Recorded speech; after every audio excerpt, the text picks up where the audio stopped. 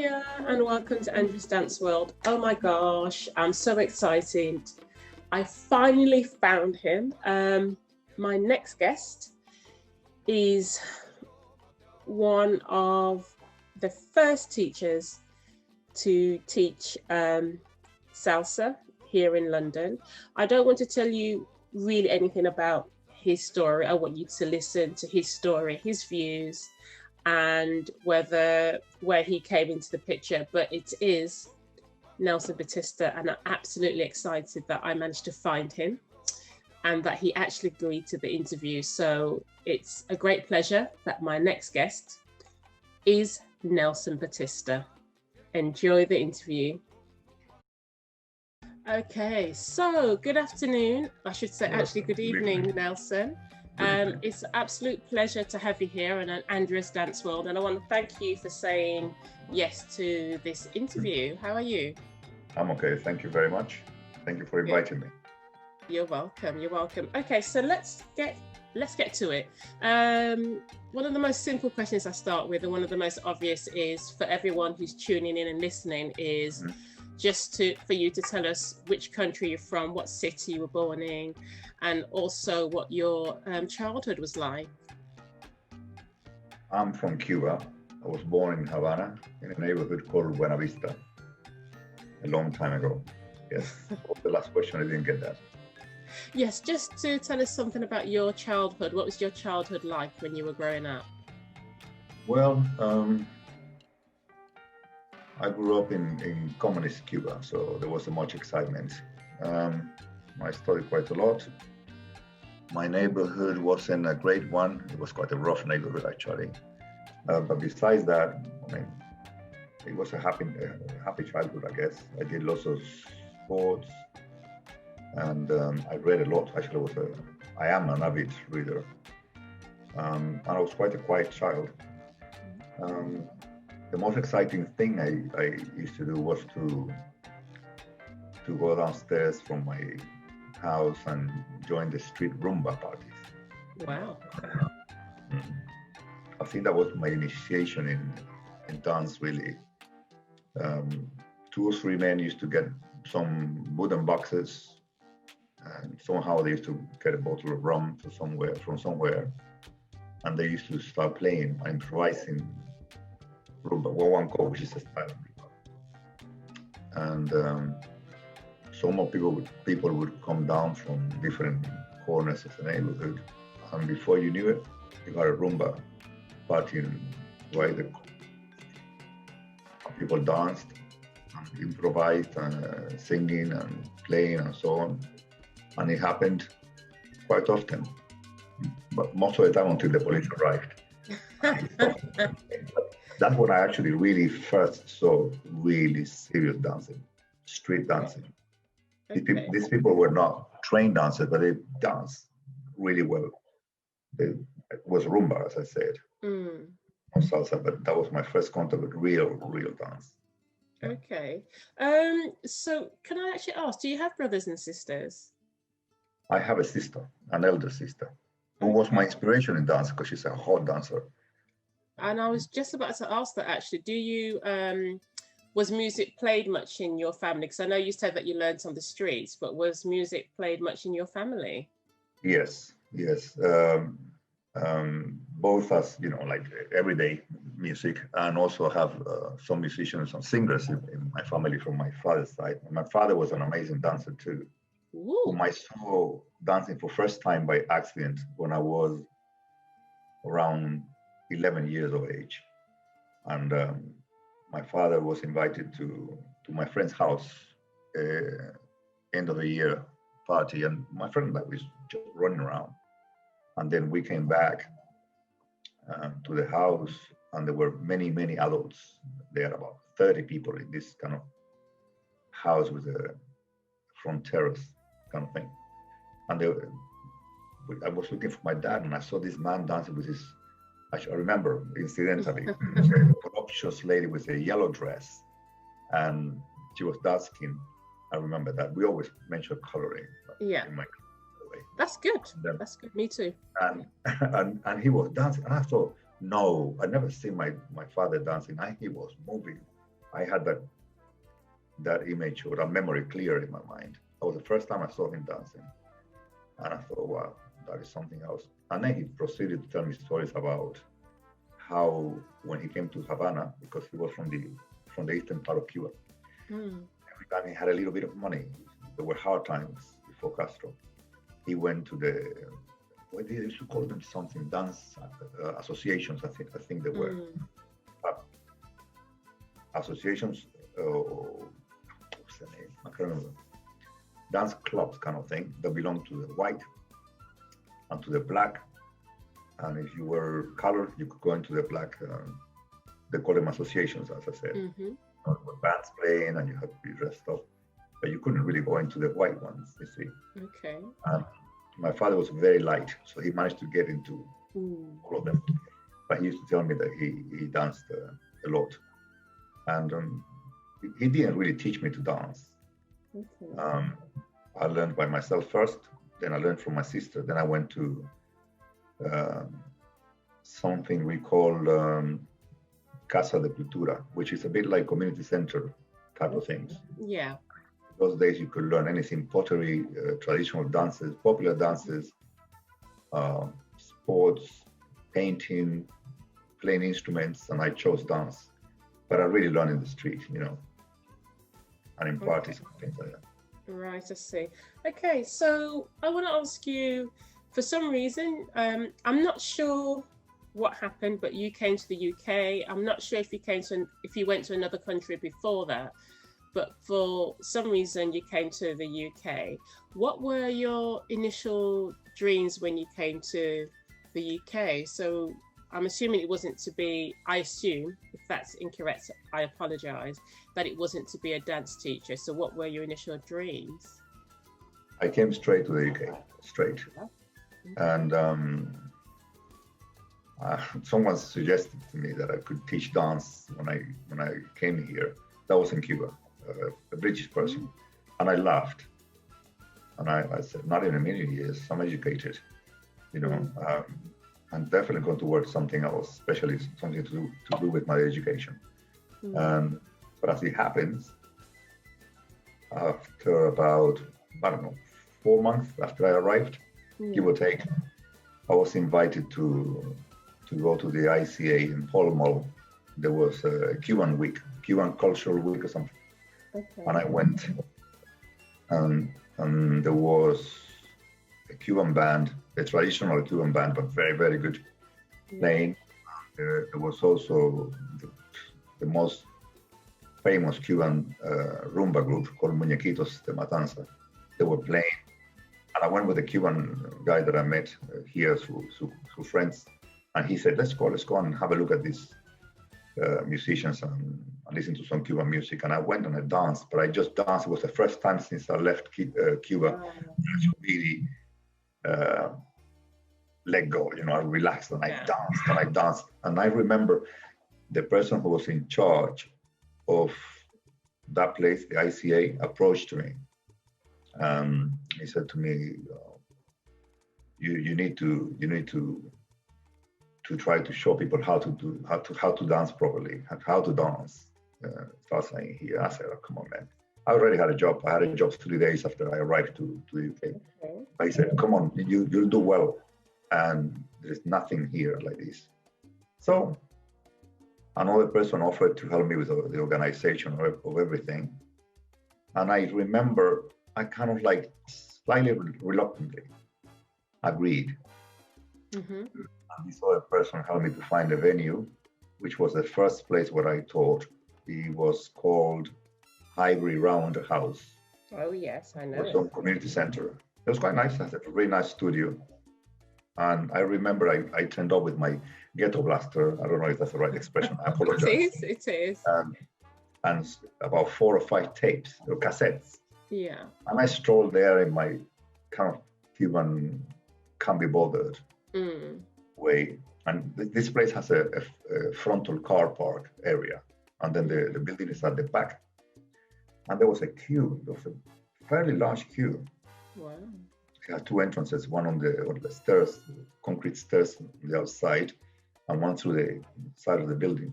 and the steps outside was full of people. And I said to the guy, the last guy in the class said, "What's happening here? Is this a hybrid roundhouse?" "Yes, yes. We're waiting for a salsa teacher. You're going to have a salsa class." I don't even remember who advertised this class. I certainly didn't. So I thought, well, maybe that's me. So I went upstairs and I had an assistant. She was very pleasant, called Daniela. Mm-hmm. She's very knowledgeable about Cuban music and culture. Yeah. And she was my first assistant. And she was very nervous, I remember. I said to her, don't worry about it. Let's connect the music and charge people. It was about £3 a class at the time. I imagine that. And the room was packed to the point that the manager of the venue said to me, "You can't have this room because you're going to have this amount of people. I give you this number of people. I give you the room downstairs, which is larger." Well, I got away that time with keeping the class in this room. Mm-hmm. And then very, very soon after that, I had to start a second class. Wow. Because there were many people. People progress gradually. I started an improvers class, and then eventually I started a second class in the same venue. But before I knew it, I was teaching everywhere.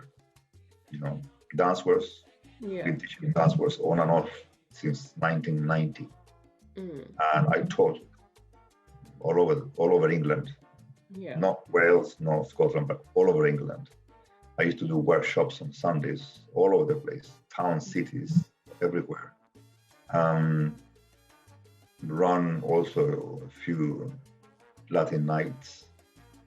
So can I ask a question? Yes. So obviously that wasn't your initial dream when you came to the UK to be a teacher, but it happened anyway. What I wanted to ask is, were you very, very shocked? Very. Were you surprised with it? I was surprised. I was really surprised. Really, really surprised. But at the time, one thing I must say, unlike nowadays, at the time, when people came to a Latin club or salsa night or salsa class, there was one common denominator. People were genuinely interested in the dance, and they didn't have any of this rubbish now that I dance on 2, I dance on 1, I dance New York, I dance LA, I'm from Colombia, I'm from Cuba, I'm from Venezuela. People always enjoyed themselves, and there was no division. I danced with many Colombians, many Venezuelans, and so on. And I might have to adapt a little bit to the steps or vice versa. But no division. It was all a common point. We all enjoy the music and the dance. You see. Okay, and what I do want to ask you a question about is, what year was this when you started teaching? Do you remember? I was end of 1988 or beginning of 1989, approximately. Okay. So that's interesting. And you did say earlier that about you met some of the Cubans, and you went to a place, and that's where you were dancing your heart out. At that stage, I'm going to first directly ask about Cubans. Were there many Cubans in London that you know of? How did you get to meet other Cubans? No, this was, in fact, the gentleman I told you about. He was the husband of the lady who was my first assistant. Okay. She was married to this Cuban man. I didn't know many other Cubans. I think I met another one a little while later. And as far as I know, there were 36 Cubans in the whole United Kingdom, including No, there weren't really? many. No, there weren't many at all. There was a guy who worked for the BBC. Wow. I met another Cuban, a very interesting person who lived in Oxford. But in those days, there weren't many. No, there were about 150,000 Latin Americans, refugees from Chile, there were Colombians, Venezuelans, and so on. But only a few Cubans. I met a lady, sorry, I beg your pardon. I met an older lady who left Cuba in the 60s. He's married to a British man. I met her too. But there weren't many. Now there are loads. Yeah. Okay. So we've had a little bit of a conversation before, and as you know, I really want to interview as many people I can, and especially from the beginning, so that we can really track the salsa history. Actually, for everyone to be aware of how and who started the salsa scene here. So I'm going to ask you questions because I really want to somehow have it documented. Do you recall, do you think you were the first person teaching salsa in London? Absolutely. No doubt about it. No doubt about it. This is not arrogance included. This is a fact. There was no one. As I said, there were 150,000, give or take, Latin Americans here. No one has studied anything. They did have their own little Latin nights in South London, which I visited, and the minds were still in their own countries. I didn't like the setting or the music for that matter. But there was no teaching at all. Okay. And then I think I'm not sure if you're aware. Yes, I think you are aware, but I actually interviewed Xiomara. I know Xiomara, yes. Yeah, and so was Xiomara one of the first persons you met who was teaching after you? She started about, if I remember correctly, 6 or 7 months after me. Yeah, I remember. She was definitely number 2. Definitely. Okay. Yeah. And then I wanted to ask you about, obviously, if I remember correctly, there was also Kerry Ribchester. She started to assist you, I believe. No, she did not. And she started years later. In fact, when I met Kerry, she was involved in Brazilian music and dance. Yeah, because that's what she said. And then you were invited to teach at one of her venues, I believe. I taught at a place called the Rocket in Holloway Road, which was run by a guy called Zé Indio, some Brazilian guy. He also ran the Mambo Inn in Brixton. Okay. It was very successful. Well, so I taught for him, Right, I see. Okay. I don't remember her inviting me to teach her. I think she was involved in the whole organization of the Latin Night at the Rocket. Yeah, because I think from what Kerry said is that the actual promotion was hers and her partner. So that's the recollection there. What I want to ask you is, so then you met, was it Ramiro first and then Elder? I can't remember actually. They were around the same time. They kind of jumped in a while later. Elder came to my classes, as an acquaintance of mine in the 90s, and then he started doing his own thing.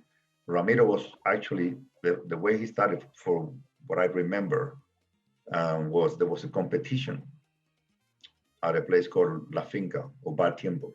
Okay. They were the same thing. And he won it.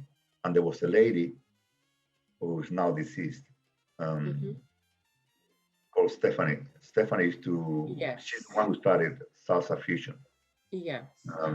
And she was speaking to me at the time in the club. They said to me, I have my eyes on this chappie. I'm gonna speak to him. And I think she approached him, and he initially started teaching for her venues and all that. She was very successful because she was a very good businesswoman. Yeah. And that's how he started. He was picked up by her, so to speak. And then I think he went and did his own thing. He promoted a few events himself. Okay. He's not a friend of mine. He's somebody that I know, but yeah. So what I wanted to ask you is, I'm asking you this question I would say in reflection. Sometimes the way I kind of think about things that have happened to me. At that time, what was your feeling when these guys started to come along? Obviously, Xiomara was much closer to you, but at the time, how did you feel about it? I don't mean in a negative way, but I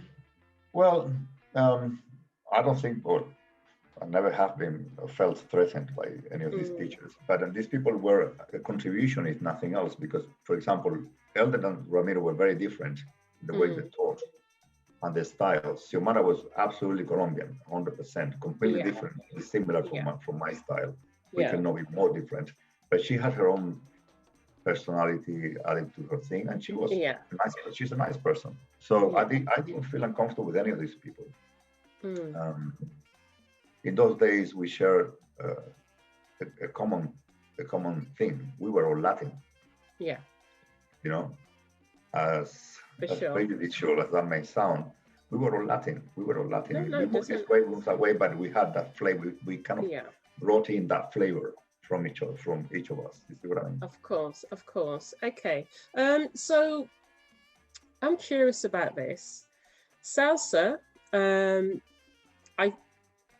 I believe when you guys started, that's when one of the real booms in salsa happened. And I'm asking this question because I personally believe my own personal opinion is I believe it's different now. But back then, and you touched on this before, for what reason do you think people were actually wanted to learn salsa? Are we talking about currently or then? Then, because what's your feeling? I asked a lot of people who came to my classes, why do you want to learn salsa? And many of them were there because they had traveled and somehow they had been exposed to the culture, Latin culture, the dance, the music, and so on. People weren't traveling to Cuba that often, not like now in those days, but a lot of people had traveled to Latin America or the States. If you are in Florida, you're exposed to salsa, or in New York, for example. So I say a lot of people who were non-Latin were attracted to the music because they have previously been exposed to it and the dance. Yeah. Initially, anyway. Okay, yes, exactly, initially. And we'll probably get back into that in a bit. I've asked Ramiro and Elder this same question. It must have been obviously not long after as well. What I remember when I used to come to London was I remember seeing yourself in the clubs. That's how I met you. I can't remember the name of the club, but I met you in a club. But now promotion's very different because obviously you're a dance teacher and a promoter. And what were you doing as a promoter then to stay fresh, or even as a teacher? What were you doing? Because I know, for example, I know, for example, in the end, Elder went to Puerto Rico. He brought, he did. He went to Puerto Rico and brought over some of the influences from there. And I was just wondering, what were you doing? No, I didn't do any of that rubbish. That's what I'm saying. I mean, I don't believe any of that. No. I didn't go. I've been to New York many times. I've been to all over the place. I never have been influenced by New York style or LA or all this rubbish. I find it to be very difficult, very different to what we do. We feel our rhythm, our music, and we move to it. I don't dance on a line like it reminds me of being in the army, and you move 2 or 3 times, like march, and then you spin a 1,000 times. That doesn't influence. Doesn't do anything for me. So some people have acquired, to be polite, those styles, and they have kind of think, oh, I'm keeping myself up to date. I have taught the same way for the last 30-something years, same flavor. I'm not necessarily really genuine Cuban when I dance. I don't teach casino, which is what we call our Cuban style dance. I have Cuban flavor, but I standardize my steps so people can then adjust to anybody else, unless they come across someone who does New York style or LA or dance on two, which for me is alien. I don't have anything to do with it. But anybody else, if you are one of my students, you travel to Puerto Rico even, or Venezuela, or Colombia, or Chile, or any of the South American countries that then adopted salsa in the late 90s, you'll be able to dance with anybody because I made sure that you learn something that is, Yeah. Okay. I'm glad that you touched on that because this is something that I wanted to ask you. Um, I see Cubans as extremely proud people, and I don't want to use the word defensive because that is the wrong word. I'm going to stick to the word proud. Cubans are very, very proud, one, about their culture, and two, about their dance, their different dance styles. As I was thinking about interviewing you today, what's come to my mind is, do you think that has anything to do with the embargo, with being at some stage, the word I'm going to use is left behind, and that's not a negative thing either. I know what you mean. But do you think that's got anything to do with it? Because I do, because, yeah, anyway, I'm going to let you answer. So the question is, we are proud because you think we felt left behind? This is the question. This is about the dance. Do you think the reason why you're so proud is because of that reason? Because what I want to lead on to is, it's interesting that your dance, if you were in the modern times, would it have had so much culture and the history behind it as it does now? Really, I don't really know how to answer that. I mean, let me give you an example. From the musical point of view, we were left behind. We were stuck in Cuba, as you know, for as many years. We have Castro ruling the country, and we had no exposure to the outside world. Yeah. But the outside world, meaning literally New York, for example, the New York salsa scene, was benefiting from what Cubans were creating. We just could not participate, you see? Bingo, so that's the word, yeah. You have salsa bands in New York making a #1 hit. Oh, and everybody would say, oh, that was an amazing track by this orchestra from New York. While the track actually belonged to a Cuban band who was stuck, not even claimed the rights, you see? So we had that. In terms of dance, well, we have a great migration from Cuba to Miami, but they are very localized. Yeah. In terms of dance, again, being proud here, we have produced and created cha-cha, rumba, mambo, son, guaracha, salsa, all of that.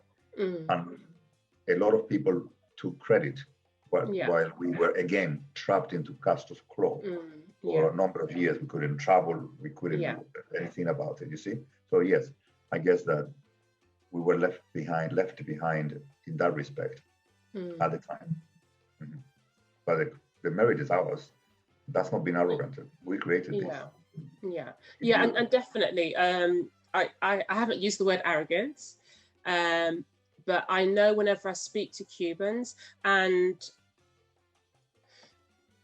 for me, this is a very important,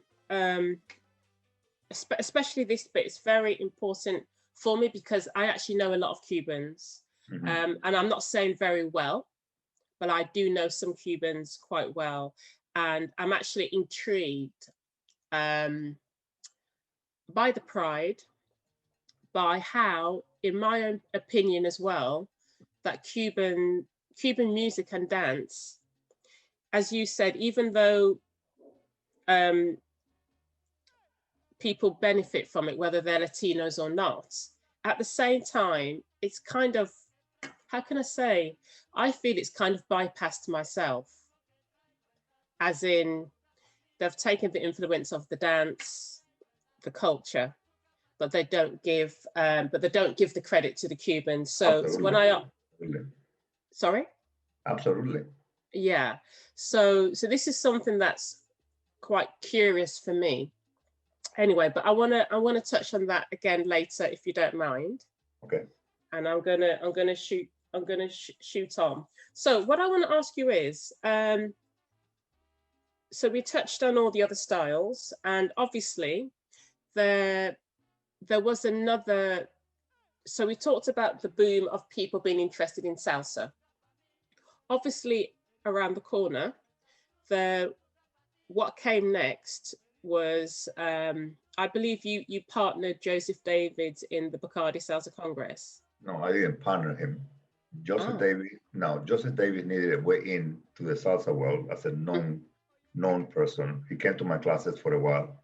Then kind of approached me, said, well, why don't we do this Bacardi festival, blah, blah, blah. And he did some of the organization. I didn't approach him. He represented no benefit to me whatsoever. In fact, what he needed was a way in. And I guess that was me and my name at the time, because I was everywhere for many years, you know.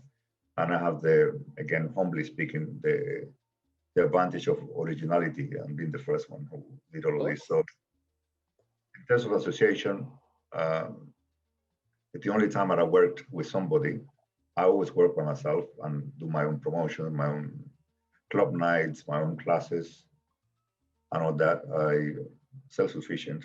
That was the only time I associated myself with somebody, and it certainly was not to my benefit, and it really was a waste of my time. But I didn't approach him or had anything to do with him afterwards, for that matter. Right. Okay. So, what I wanted to ask you about that, with this Bacardi Salsa Congress and the competition, what happened was that brought in more for people. They were exposed to seeing the LA style, the New York style, the Puerto Rican style dancing on two. This for me was part of the, I don't even want to think of what's the right word, part of what happened of people starting to give Cuban style less recognition. And when did you realize that that this was happening? A little bit afterwards, I realized that two things happened. Okay, first of all, as you said, people were exposed to this style.